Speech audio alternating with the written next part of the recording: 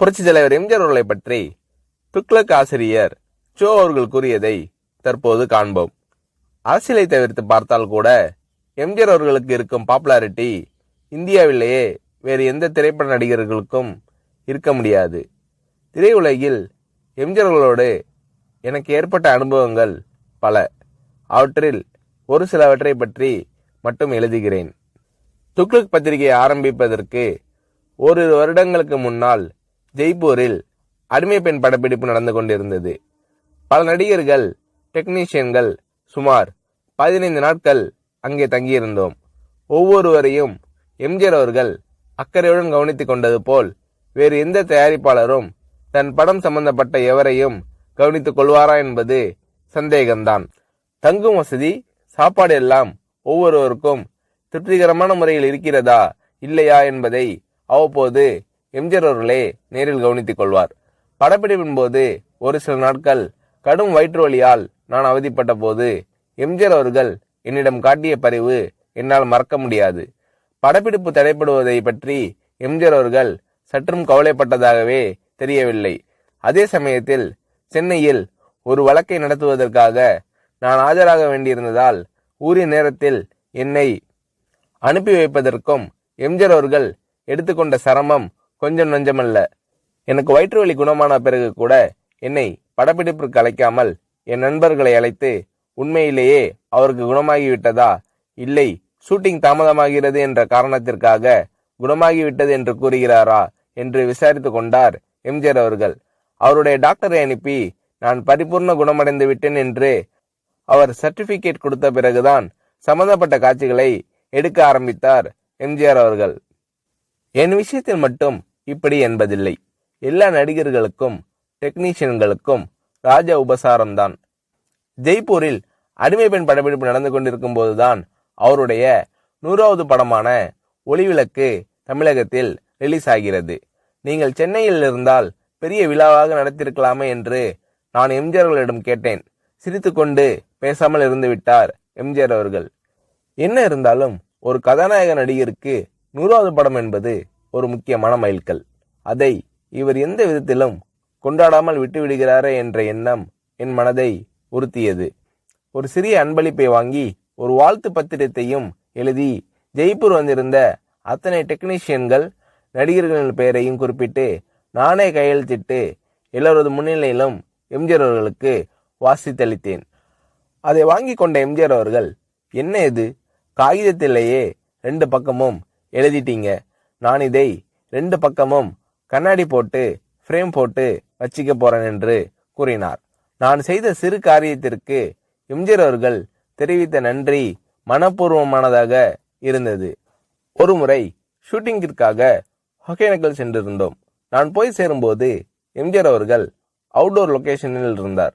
நானும் அந்த காட்சிகளுக்கு தேவை என்று என்னிடம் கூறினார்கள். மேக்கப் போட்டுக்கொண்டு நான் லொகேஷனுக்கு சென்றேன். என்னுடைய நண்பர்கள் சிறிது நேரம் கழித்து அங்கு வருவதற்காக காரில் புறப்பட்டிருக்கிறார்கள். இதற்குள் எம்ஜிஆர் அவர்கள் என்னிடம் லொகேஷனில் இடவசதி எல்லாம் சௌரியமாக இருக்கிறதா என்று கேட்டு தெரிந்து கொண்டார். அதன் பிறகு எம்ஜிஆர் அவர்கள் சம்பந்தப்பட்ட காட்சி முடிந்துவிடவே அவர் புறப்பட்டு போய்விட்டார். அவர் போகும் வழியில் என்னுடைய நண்பர்கள் காரில் எதிரே வந்து கொண்டிருந்திருக்கிறார்கள். அடையாளம் புரிந்து கொள்வாரா மாட்டாரா என்ற நினைப்பில் அவர்கள் எம்ஜிஆர் அவர்களை பார்த்தும் கூட பேசாமல் வண்டியை ஓட்டி கொண்டு வந்திருக்கிறார்கள். வண்டி அவர்களை கடந்து சில அடிகள் சென்ற பிறகு எம்ஜிஆர் அவர்கள் தனது வண்டியை நிறுத்த சொல்லி அவர்களுக்கு செய்கை காட்டி நிறுத்தி தன் வண்டியை பின்னோக்கி ஓட்ட செய்து இறங்கி வந்து எனது நண்பர்களை அழைத்திருக்கிறார். நீங்கள் எல்லாம் சோவின் நண்பர்கள் தானே, இடவசதி எப்படி இருக்கிறது, உங்களுக்கு போதுமா? சோவிடம் கேட்டால் அவர் எல்லாம் சரியாக இருக்கிறது என்று கூறி மழுப்பி விடுகிறார்.